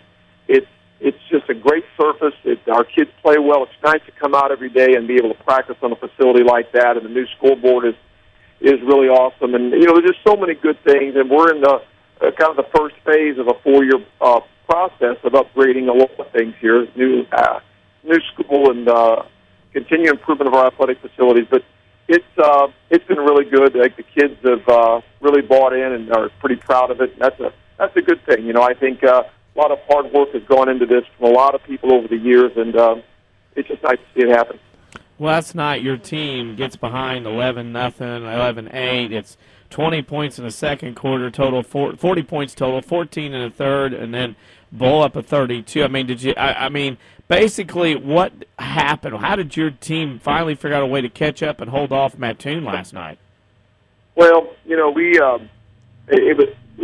we felt like we could move the ball. We were moving the ball and made some mistakes early on and kind of shot ourselves in the foot. And we didn't feel like they had really stopped us. We just had made some mistakes that we could correct. And we changed some things up and did a few different things and went to our ground game a little bit in the second half. And passing game had been working, but we just wanted to throw something different at them. And it really, really worked. I think we kind of warmed down. I think we got tired, and we kind of took advantage of that. But our defense was the key, because in the second half, our defense, which really struggled in the first half, had a great second half performance. We had 5 turnovers. We created 5 turnovers, and that was a big thing. They kept giving us the ball back, giving us a chance to put points on the board. And our offensive line, which struggled last week, really had a great ball game, and we got a good effort from a lot of different kids. But it's just hanging in there, being resilient and not quitting, and believing that we've come back before, we can come back again no matter what the score, and our kids have bought into that, and I'm just real proud of them, because this group is a brand new group. We have a lot of inexperience. Only one kid started in the same position a year ago on the starting lineup, and so it's some new faces and new places, and it's a good effort. I got to ask this for our listeners out there, as a coach and a staff. Obviously, you game plan, you practice it, you game into the game last night. You get in the heat of the moment. Mattoon comes out swinging, scoring left and right. For our listeners, as a coach and a staff, in the heat of the moment, what's it like down there to observe, think, watch, change, adjust, talk with your staff all in the same moment? What's that process like in a game like that last night? I think, to some extent, I think that's the stuff that makes the game special. Whether you're on the upside or the downside of it, I like the heat of the battle. I like the trying to make adjustments and talking to your staff and people giving input and the challenge of coming back or keeping a lead. And I think we've just always tried that no matter what the score, you have to be careful of your response when you fall behind, because I think the kids will feed off your reaction to it. And we have a little motto about never flinching, and whether you get down 11 or 20 or whatever, it doesn't matter. You've got to maintain that, hey, we can come back. And if your demeanor says you believe that, then I think the kids can feed off of that. I think if you start panicking and yelling and screaming and getting too out of control, I think the kids see that and think, well, if he's panicking, he doesn't believe either. And so I just think it's trying to maintain an even strain in that moment of the game and just focus on your job. We have a job to do, and that's get some points on the board. Defense has got to find some adjustments, and to me, that's the in-battle kind of thing that I just love about coaching. Speaking of coaching, next week, week 3, a battle with Harrisburg once again. What used to be a South 7 matchup, a matchup now that, again, is between two schools and two different conferences. Harrisburg gets a big win against DuQuoin last night. Your team with a big win against Mattoon. How do you bring your team back down and get them ready for a pretty good Harrisburg outfit next week? Well, we've preached to our kids that when we don't play together, we are not very good. And we looked really bad at Granite City because we did not play together. We don't have enough talent to be a good football team to play off the individual talents of a kid here or a kid there. The only way our football team is any good, the only way we won that game last night and came back is because the kids had to play together. By playing together, they make each other a lot better as players. And so that's our focus. We have a motto, too. It says, it's not who you play, it's how you play. And we just try to ingrain in their heads that I don't care if we go out and we play like we did at Granite City, we're not going to beat anybody. But if we play at times like we did last night, we can play with about anybody. So it's all about ingraining in their heads. Doesn't matter who the opponent is. It's how we go out and perform, and most of all, how we prepare during the week. We got to have a great week of practice, I think, to have a great game on Friday. So we'll just go back to work, on Monday and treat it as if we're playing in a state championship game like we always do. And we have a lot of respect for Harrisburg, smaller school, smaller conference, but we've played some really close games against them over the years and had some tough battles. And so we know that they'll step up their game to play us, and we have to make sure we maintain our level of play to beat them. Of course, Coach, our final question, as always, is the WMIX Sports Social Media Question of the Week. This week, we want to know, what is your favorite thing to do after a high school football game? Just relax with my staff. Absolutely. I think it's important for the staff to get together after a game. Win or lose, get together and socialize a little bit and spend time together. And I think that's healing. I think it's a great bonding moment for a staff.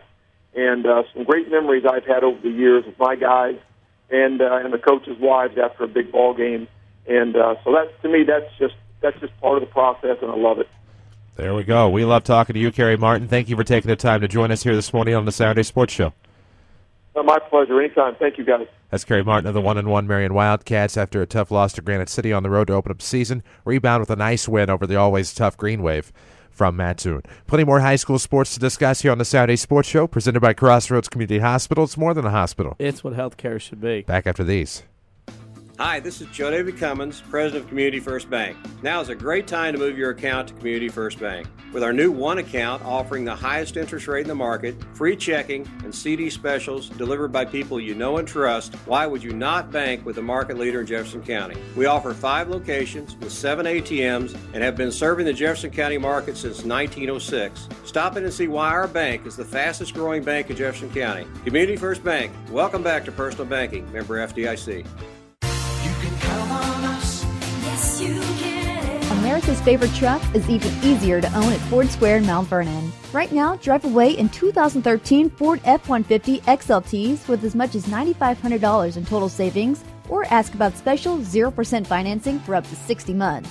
We have regular cab, super cab, crew cabs, 4x2s, 4x4s, whatever you need, we will have it in stock or find it just for you. Or if you are in need of something a little more heavy duty, there are a few remaining 2012 F-250s ready to work for their Farm Bureau members, with as much as $10,000 off the MSRP when financing through Ford Motor Credit. We even have a 2012 F-350 ready to roll for $10,750 off MSRP. Wow, we have big savings on heavyweight truck champions at Ford Square, 1501 Broadway in Mount Vernon, or see their trucks online at fordsquare.com.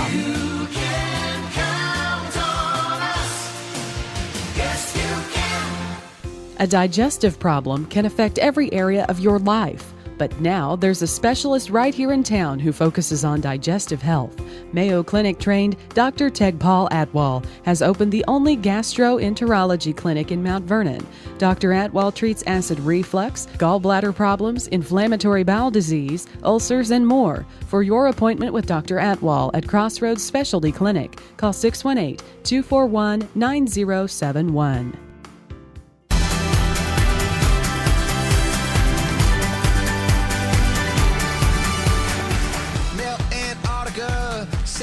Glad you've stuck with us here on the Saturday Sports Show, powered by Crossroads Community Hospital. It's more than a hospital. It's what healthcare should be. With us on your radio at AM 940, online at WMIXsports.com. Of course, talking high school football. Week 2 almost in the books. Still some games to be played today. City of Champions Classic today in East St. Louis. They'll play 3 games. That's some upper echelon football if you've ever asked for it. Yeah. O'Fallon, Edwardsville, East Side will all play teams, I believe. Lombard, Montini. Montini comes down to play East Side, I believe. I think there's a team out of Texas there, if I'm not mistaken. Yeah, but then there's a team out of the north, out of Chicago area. I can't think of its names coming down to. Montini plays East St. Louis. That's the one. Spanky Smith and part of some of that crew and others are involved in that game as well on the radio, on the referee side. Doesn't surprise me. No. Very good football crew, especially when you think about that crew there. But taking a look at week 2, of course, when you think about some of the games that were in the books from last night, we talked about surprises earlier on in the Saturday Sports Show when we read you our scoreboard update from last night, or our WMIXsports.com scoreboard, and we sort of talked about maybe some surprises. Althoff, you look at that final game against West, 53-20. I'm not surprised at all, trust me, that the Maroons won that game.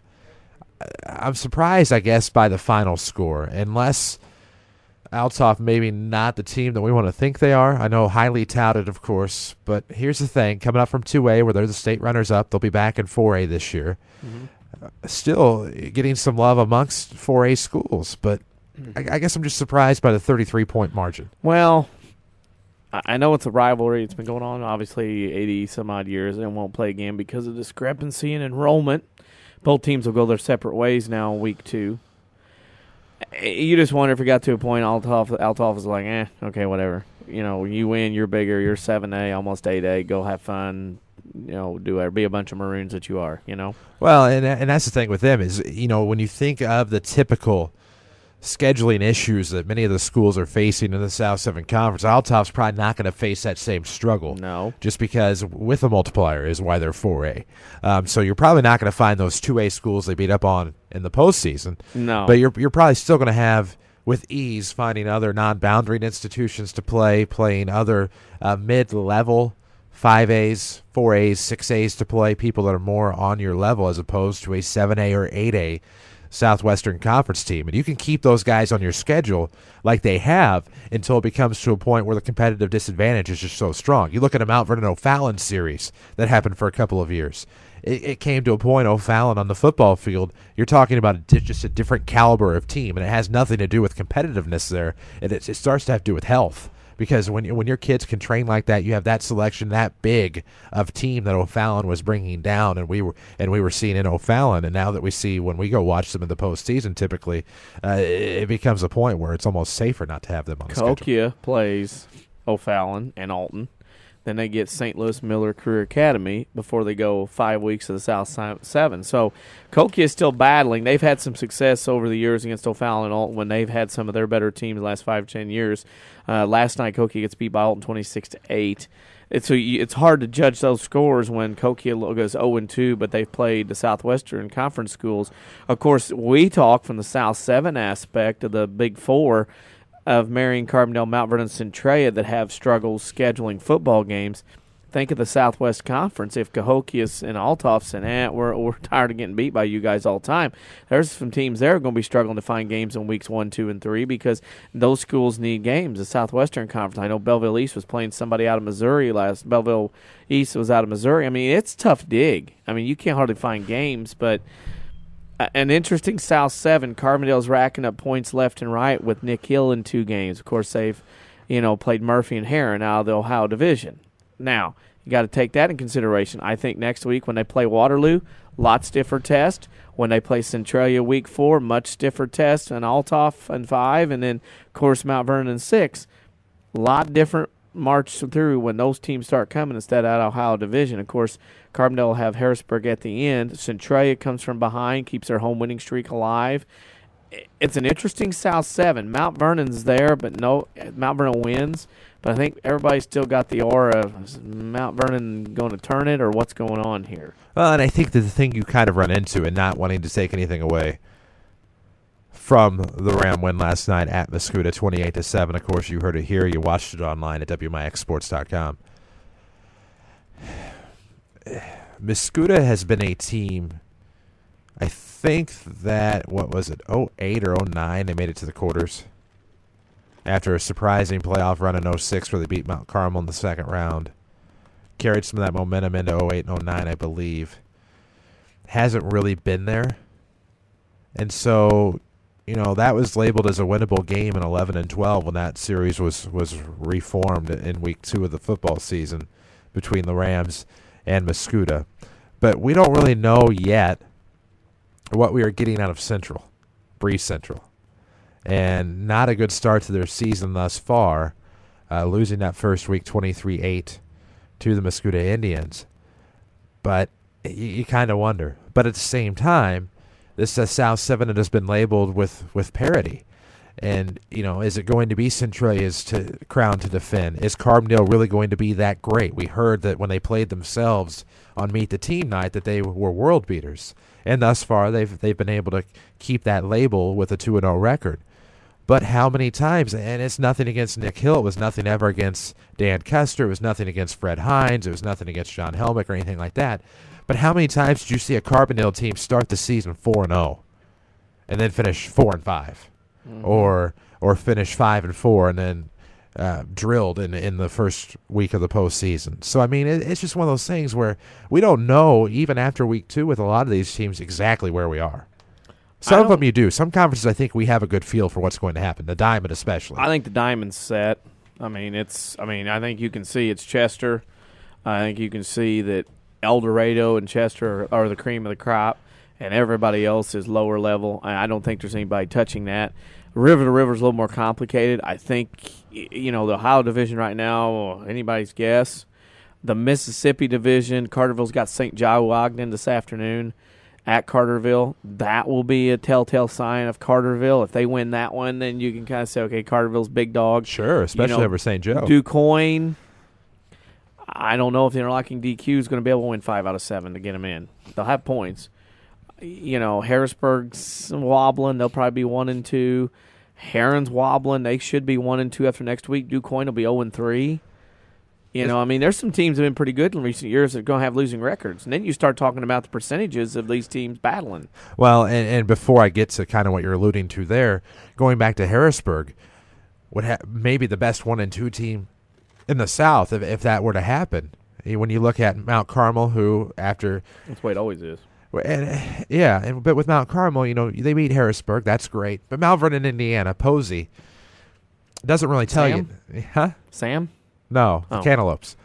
But the Mushmelons. But outside of that doesn't really tell you anything. That's not the team to beat in the Big 8 ever. No. So, I mean, is Mount Carmel going to be that great? What I've been told through, our friend Jeffrey Drake at Harrisburg and Mount Carmel reading on them, and other people, this is Mount Carmel group that allegedly is going to be good. And they've been looking forward to this group and yada, yada, but we'll see them week 9. Right. I just think Carbondale, when they play Waterloo, that's a first test. Waterloo was a playoff team last year. Lost to Alton Marquette on the road. We saw that game in the first round, but that's a tester. I think if Carbondale dominates that game, you're going to be like, oh, somebody was right. We don't want to admit that, but somebody was. But then Waterloo loses to Columbia last night. I know Columbia was a playoff team last year. I don't know. I just don't think we know a lot yet. A surprise for me, and I don't want to say that I'm surprised that the Red Devils beat Johnson City last night. I am surprised that Johnson City is 0-2. But, if there ever was a coach that went 0-2 and got his team into the playoffs, obviously, like we said last night during our postgame report, that it's Dan Mings. Did it twice, 07, 08, 2 years consecutively back-to-back. So, all is not lost in JC. But, you look at the Red Devils, and I know a team in our backyard, in our county, technically via the co-op, they're young. Sophomore wide receiver. I believe Marlowe's a junior quarterback, if I'm not mistaken. I could be mistaken. Sometimes I am. Junior. Owen's a sophomore. Right. Sanders a junior. So, you're looking at youth. And so, that could be a volatile up and down roller coaster at times there with the Red Devils. But to go into Johnson City and get a 20-point margin of victory, you become a believer of them being a playoff team possibly this year if things start to go the right way. Still Chester on the schedule, but once you get that out of the way, things looking pretty favorable because you just got the teams that we figured outside of Fairfield, of course. Johnson City, you opened with El Dorado, and now you have Chester. You got to have all of them out of the way. Well, since 96, only 9 teams in the 3 conferences we talk about a lot here have been able to go 0-2 and make the playoffs. SVW's done it twice the last 2 years. Mount Vernon did it a couple of times in 07, 08. And there's only been 2 teams, now think of this, since 96, that have ever went 0-3 and gotten in. Harrisburg did it twice, 06, 08. How many are the so Harrisburg you Bulldogs? don't, it's amazing to me because I'll give for instance, South 7, 31 teams. I haven't, of course, counted last night because we had to wait till the end of the year. 31 teams started 2-0. Only 6 of those didn't get in since 96. So there you go. 59 river-to-river teams have started 2-0 since 96. And I'm not counting this year. Only 7 failed to make it. When you say those South 7 teams, that's 6 of them. How many were Carbondale? I didn't keep track of the number of teams. Okay. Gotcha. But, look at the Black Diamond. 42 teams started 2-0. 7 failed to make it. Now, if you want to go on the flip side, now let's talk 44 teams in the Diamond have started 0-2. 41 didn't make it. That tells you something there. 22 in the South 7 started 0-2. All but 2 didn't make it. And in the Black Diamond, 61 teams have started 0-2. 55 failed to make it.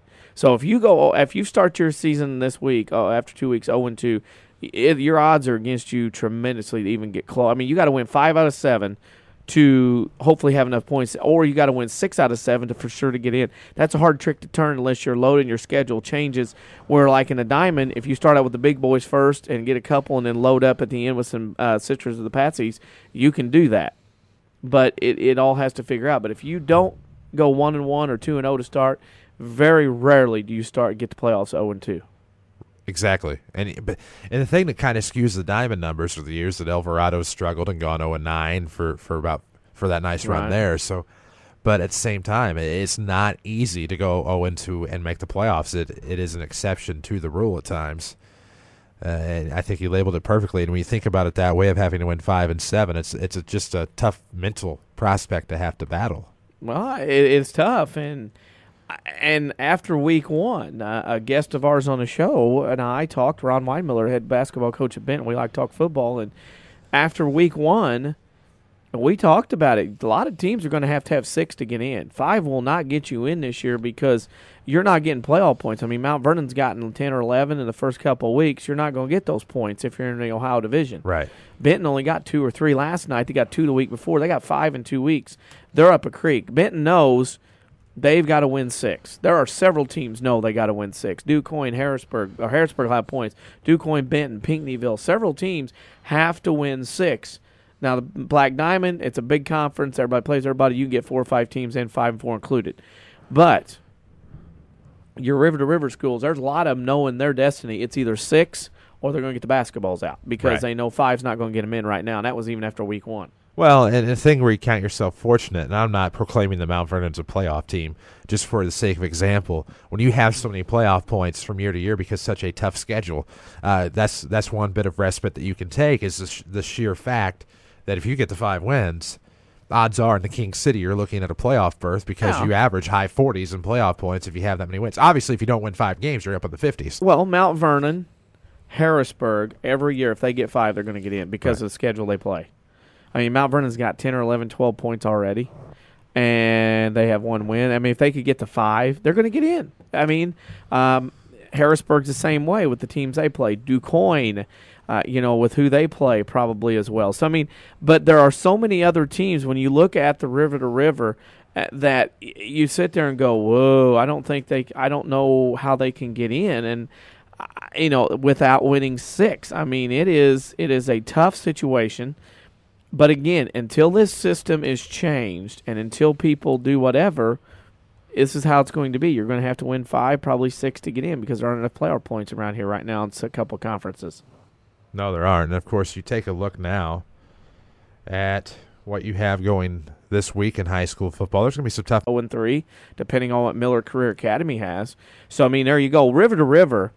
Pinckneyville is 1-1. Benton's 1-1. That's a playoff game next week for those 2 schools. Heron at DuQuoin. Loser goes to 0-3. Massac at AJ. AJ's got 2 wins, but Massac scored 175 points at Charleston last night, so the Patriots have got something going. Sparta's improved at Murphy. Murphy, had a couple of games where they should have been in. Sparta's been in both of their games 1-1. Frankfurt's at Nashville. Really, Brian Beery needs a win, as does Tim Kuhn at Nashville. Carterville's at Salem. The Lions should be the favorite after Salem's got to go to Clifton Central this week up I-57. Then you get into the Diamond, and you look at games and you say, okay, Chester at SVWW, that's a big game. Chester's undefeated. Red Devils at home. El Dorado at CZR. Eagles should be a favorite. Alvarado Tricolt Fairfield, obviously Mules will win that one. Johnston City at Carmi. You want to talk about a big game. Johnston City's trying to save their season. They're 0-2 going to Carmi, who's 1-1. Carmi, that's always been a battle. And then Saturday, Vienna-Goreville got shellacked last night. They got to turn around and host Hamilton County next week. So a lot of people right now, even though it's week 3, are fighting for November play because if you don't get 6, you're not getting in some of these teams. Exactly. And I think that's the thing is there's a sense of urgency now in some of these communities to have to get this done. And, you look at the Mount Vernon Rams sitting 1-1 right now. Triad's not the team of the past that they have been. Option has not been an effective option for them like it has in the past. So now you start, if you're the Rams, finally getting that victory and getting that chip on your shoulder and the monkey off of your back, hoping for bigger things to come. And if you could somehow get to 2-1, again, not proclaiming them to be a playoff team. I don't mean it like that. There's still some ways to go. If you're 2-1, things obviously are looking a little bit more favorable. If you're 2-1, you have a different swagger, what I call it, about yourself. You have a different feel. And if Mount Vernon could get to 2-1, get a little swagger, not cockiness, there's a difference in deodorants. Swagger. Yes, there is.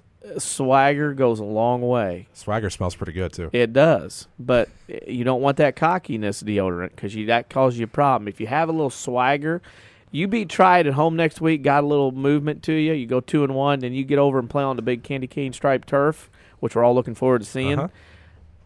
You got a little different feel. And then if somehow you can sneak that one out, watch out then, because then you got Marion and Carbondale coming to your place. You got some chances. Jared Shaner and crew looking over the next 4 games, they've got some chances to do some things here in the next 4 weeks. Playing right there. Oh, and I think that they know that, and now having that opportunity, that is going to be massive. Of course, 6:30 pregame on Friday night. The Rams will host the Triad night. 7 o'clock is your kickoff here on AM 940, online with video at WMIXsports.com. Friendly for any device. That includes your mobile phone and video game consoles now with our streaming video. Of course, the scoreboard at the top. I think we've decided to keep it at the top instead of the bottom. So improvements continue to be made. Don't forget the MVTHS Minute and Rams Report every week now, where we talk about everything of Rams and Lady Rams athletics. A big soccer match today for the Mount Vernon Rams. They host the Wooden Shoes of T-Town. That'll be today on the pitch. Hard. How hard is that to play soccer on wooden shoes? I can't imagine it's very fun. The kicks would be splinters? I don't know. I'm being tongue-in-cheek, of course. Yes. Yeah. I realize. Of course, big soccer match for them. The Granite City Invitational going on today, of course. Running Rams cross country got a big win this week at the Murfreesboro Invitational. Lady Rams did finish 12th. But David Moddard actually won the boys' race, so congratulations to him. We had those results on WMIXsports.com. Mentioned them in the Rams report last night. Underclass football, the freshmen 0-1. They lost on a play with 14 seconds left to Rochester 22-14 last week. JV got a big win, 14-13. Over the Rockets last week. Of course, they play Mascoutah today. Taking a look at Lady Rams volleyball, they are 2-0 to start the season. Got a win in straight sets last week against, Weber Township. Beat West Frankfort in 3 sets on Thursday night. 22-25, 25-18, 25-17 at the Carbondale preview today. Lady Rams tennis is 4-0 to start the year. Of course, this past week they defeated Benton and Marion by a combined 16-0. Had lost 2 matches due to darkness at Marion. Taking a look around the horn, we got Lady Rams volleyball in there. We got Rams soccer in there. Rams soccer did lose to Carbondale 3-1 this week, but had a decent showing, 2-1 at the Metro Cup at Metro East Lutheran. So congratulations to Rams soccer on a good start. But 3-1 finish against Carbondale is not too shabby for Mount Vernon Rams soccer. I'm trying to think. Rams golf got a win this week. Lady Rams golf got a win against Trico. But thinking with golf is kind of up and down so far for the Mount Vernon Rams. A lot of talent graduated off the boys' side for sure. 2 guys playing, one at UIS, one at Wren Lake. So it's hard to replace that kind of talent and that ability in 1 year at the high school level. That it is.